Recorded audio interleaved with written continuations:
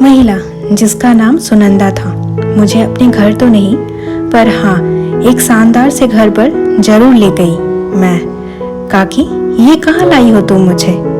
सुनंदा काकी, मैंने तुम्हारे घर का पता बहुत लगाया पर वो मुझे नहीं मिला। पर तुम उदास मत हो, मेरे आदमी अभी भी ढूंढ रहे हैं। जैसे ही मिलेगा तुम्हारे बाबा को यहाँ का पता दे देंगे और वो खुद तुम्हें लेने आ जाएंगे। चलो अभी कुछ खा लो और सो जाओ, रात बहुत हो गई है। भूखी प्यासी मैं काकी की बातों में आकर खाना खाकर सो गई। जब सुबह आँख खुली तो खुद को किसी और ही जगह पाया, शायद खाने में कुछ मिला था। और मेरी उम्र भी इतनी नहीं थी कि किसी भी अनहोनी को भाप सकूं। खैर, एक कमरे से मैं बाहर निकलकर मैं एक खुले बारंदे में आई। देखा तो कुछ बच्चे लगभग मेरी ही उम्र के या मुझसे भी छोटे बैठे कुछ खा रहे हैं। उन्हीं में से एक लड़के ने मुझसे पूछा, तू नहीं है क्या? मैं भ्रमित ना हाँ कही और ना ही ना कह पाई। फिर उस लड़के ने कहा, सुनो, सुबह 5 बजे जो ना उठी सारा दिन भूखा ही रहना पड़ेगा। अरे चलो, साहब आ गए हैं। सारे बच्चे एकाएक यहाँ से भाग गए पर मैं वहीं बैठी ही रही। थोड़ी देर बाद 2 औरतें वहां आई और कहने लगी, ए लड़की चल।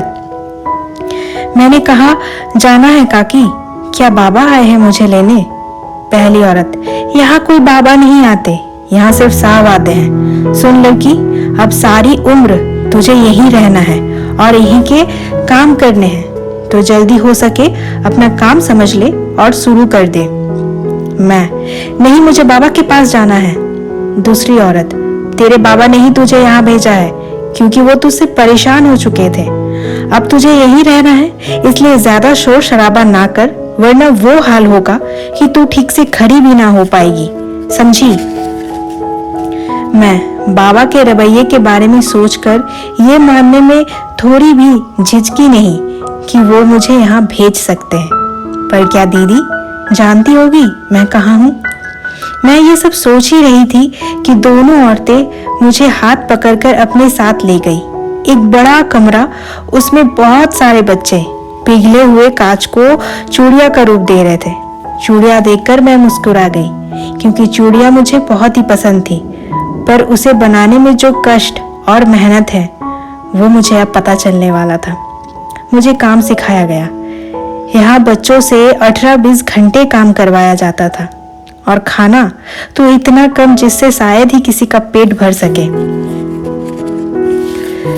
हालात से समझौता कर मैंने काम में अपना मन लगाया, पर जो काम दर्द दे वो काम एक छोटी सी बच्ची कैसे कर सकती है भला? चूड़ियों से प्यार करने वाली मैं आज चूड़ियों के नाम से ही डरने लगी थी। एक दिन मौका देखकर वहां से भागने में सफल हो गई। नहीं जानती थी कौन सा शहर या कौन सी जगह है। रास्ते पर बेतहाशा भाग रही थी।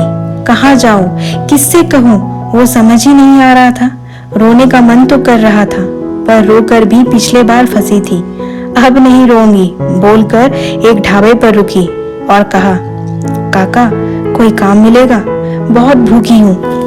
काका, काम तो नहीं है पर ये ले खाना, खा ले। इतनी सी उम्र में तो इतना समझ ही गई थी। इस खुदगर्ज दुनिया में मुफ्त का भी कुछ नहीं मिलता, इसलिए मैंने काका से तुनक कर कहा, मुझे काम के बदले खाना चाहिए, भीख नहीं। काका को मेरी ये खुददारी भा गई और उन्होंने मुझे अपने साथ काम पर लगा लिया। मैं दिन भर वही काम करती थी और रात को ढाबे पर ही सो जाती थी।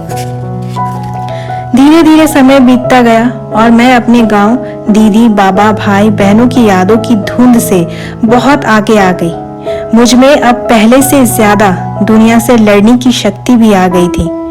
काका मुझ पर ढाबा छोड़कर इधर उधर चले जाते और मैं भी खुश थी वहां ढाबे को संभाल कर। पर पता नहीं भगवान मेरी तकदीर लिखते समय किस धुन में थे कि खुश होने से पहले ही दुख के मौसम आ जाते थे। पता नहीं और क्या क्या दुख देखने बाकी थे। धन्यवाद।